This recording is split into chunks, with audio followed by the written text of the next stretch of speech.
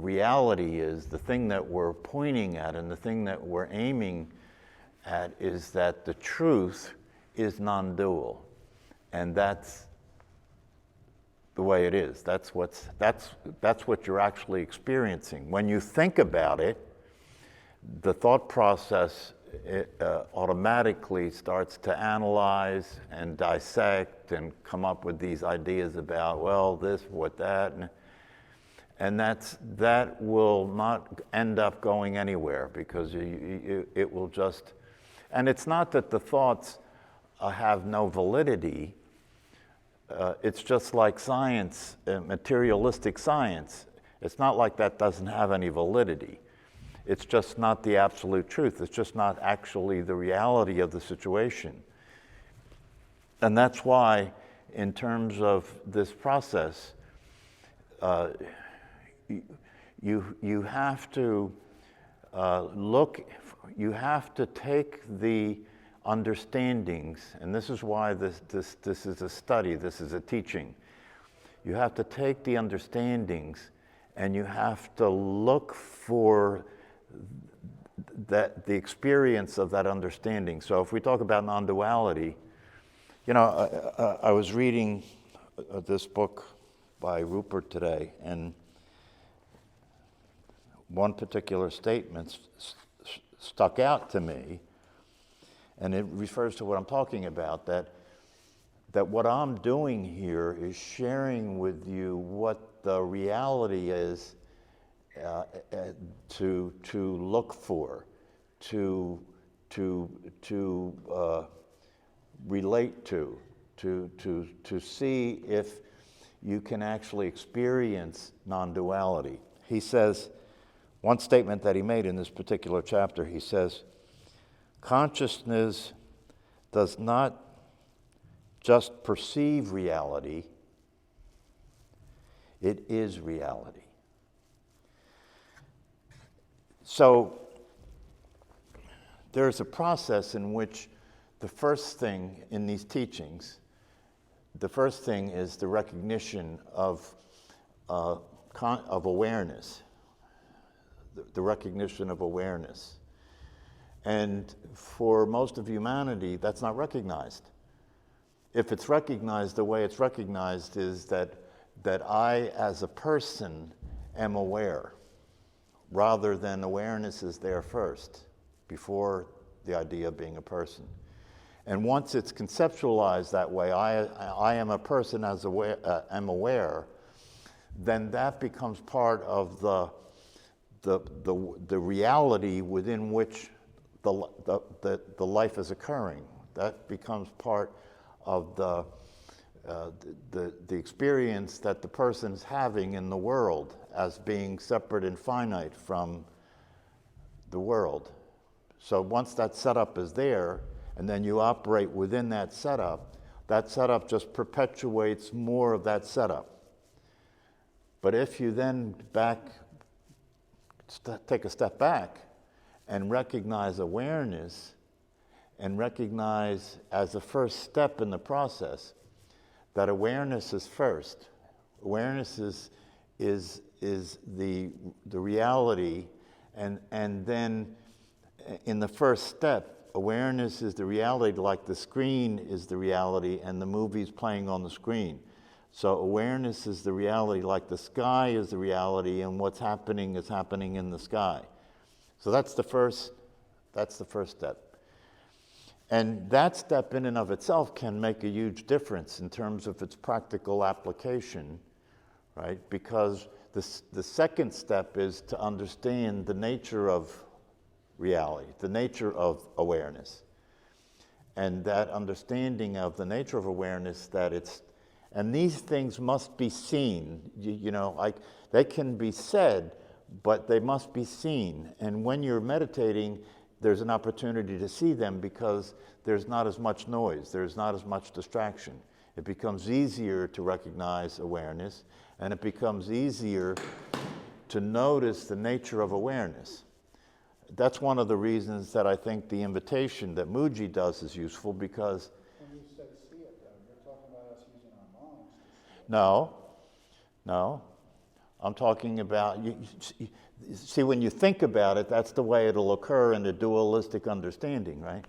But in reality, the only possibility, if you have an understanding of awareness, is that the only possibility is that awareness is aware of itself, because there's nothing outside of it, right?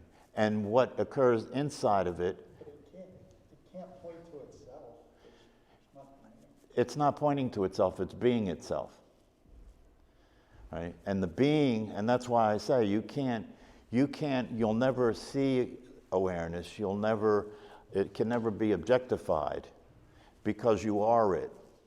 And the only possibility is to experience that you are it, and when you experience that you are it, that's the knowing of it.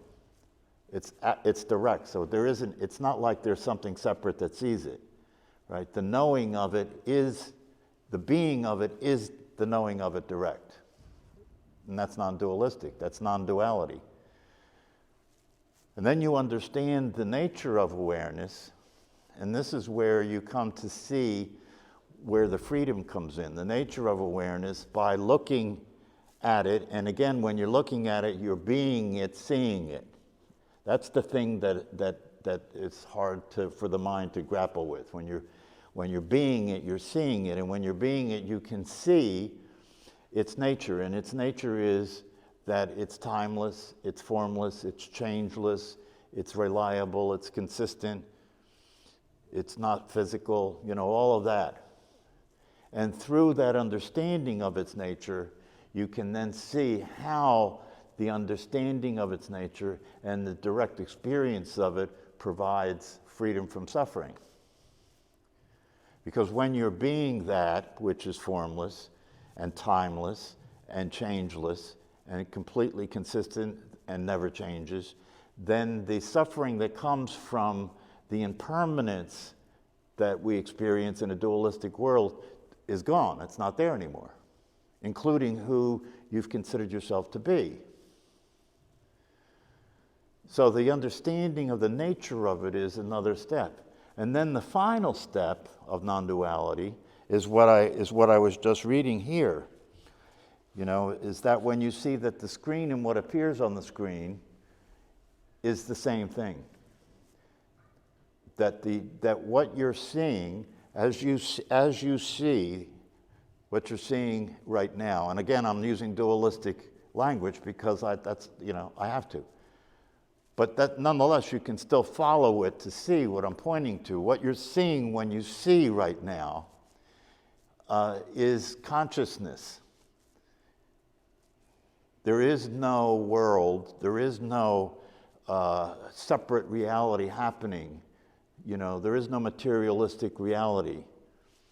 One of the things that Rupert argues when he argues with scientific-minded people is you can theorize whatever you want scientifically, but you can't deny that consciousness is primal, that consciousness is what is real and what is actually happening.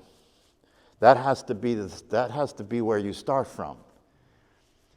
But if you start from a dualistic perspective, then you get into all of these things about, consciousness is a problem now, and how do we understand it? And the scientists then say, we don't understand it yet, but we can understand it at some point. And the popular theory they have is that once the brain and the mind become complex enough, that consciousness appears. That's their theoretical understanding. But that understanding can only have any credibility, can only have any meaning if you deny the fact that consciousness is reality. It's just so. That's what's there. And what appears in consciousness appears to be appearing in time and space. But we now know, and there's more and more understanding of this, that time and space are being generated by the mind. So you're learning. So then, if you accept these things, and you begin to see them directly, and you begin to apply them to your life, and when you begin to apply them to your life, you see the difference it's making. You see how it connects to the idea of unconditional love. You see how it relates to all of these spiritual teachings that go back in antiquity. You see how it relates to wisdom. You see how all this fits together, and you see that the relevance of it is practical. That if you're being that in your life, that life starts to work. Why? Because you're no longer egotistical. Everything's not centered on you anymore. If you start to actually experience a non-dualistic reality, you're not there.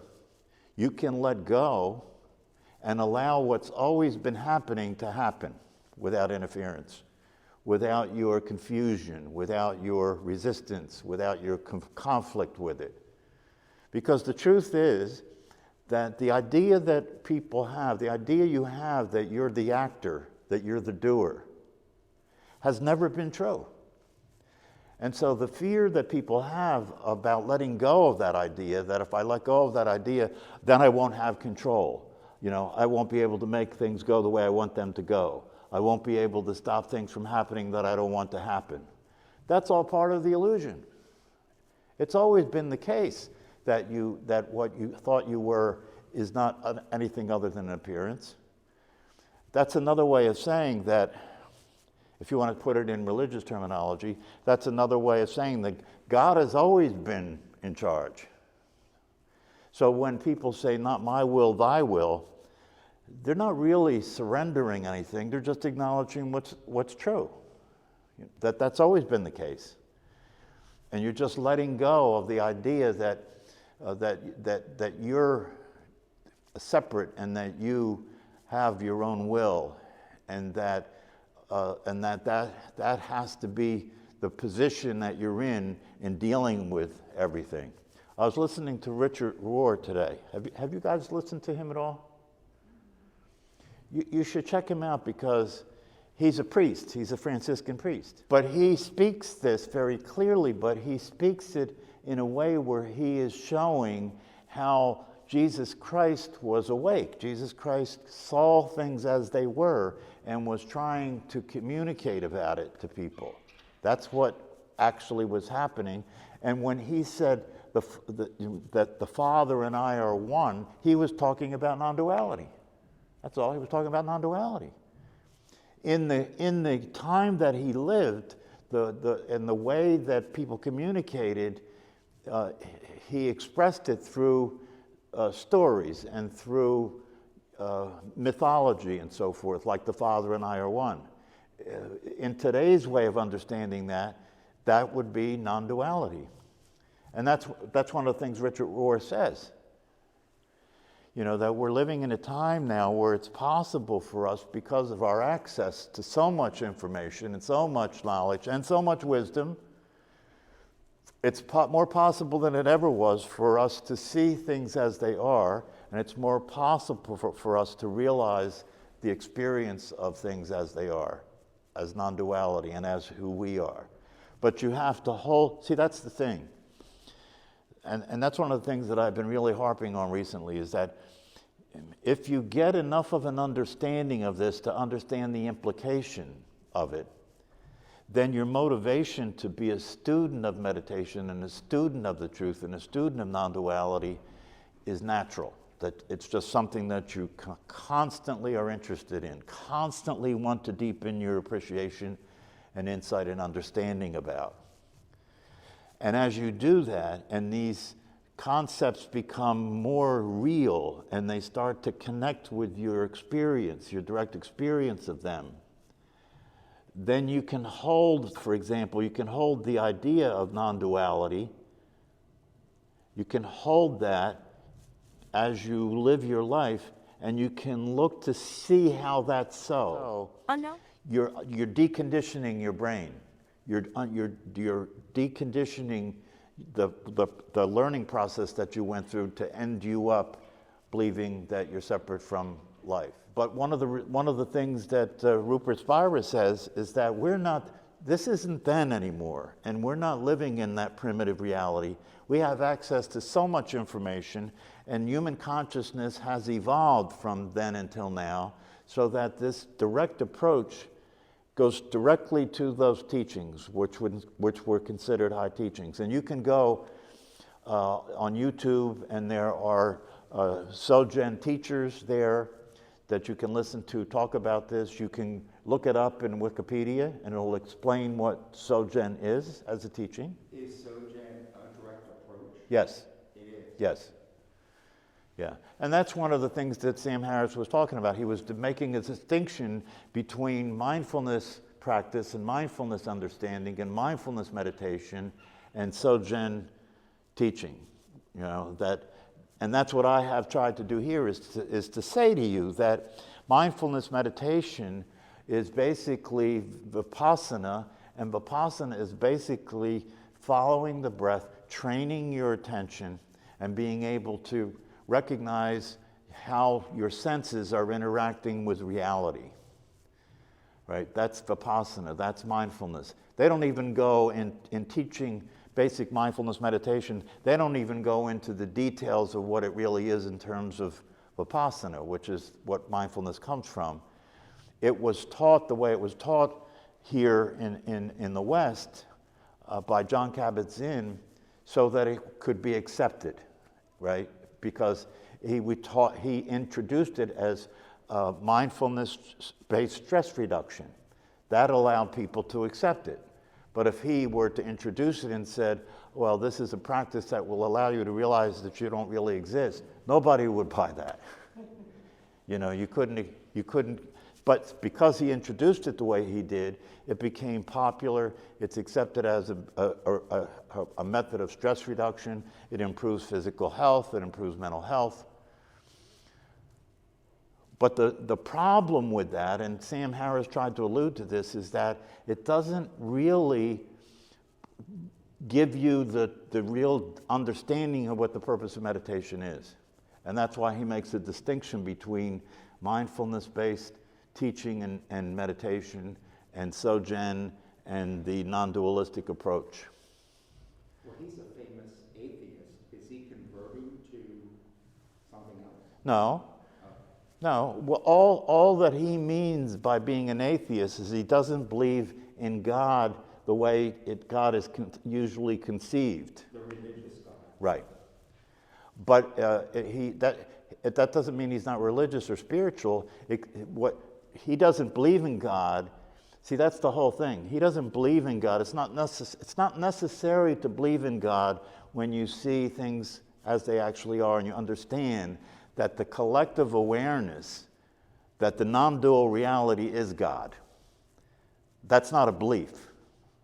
And so you could say that somebody who sees it that way is an atheist, but that doesn't mean they don't believe in God. They don't believe in God the way God is typically understood. Neither does Richard Rohr, by the way. Neither does Richard Rohr. And Richard Rohr considers himself a Catholic. That's right. And he says that the actual mystical foundational teachings of Christianity, the way Jesus Christ taught it, was non-dual. Right. That Jesus Christ did not teach that there was a separate God. He said, the Father and I are one. He didn't teach that. The institution of the church presented that for a number of different reasons that we won't go into because that becomes political.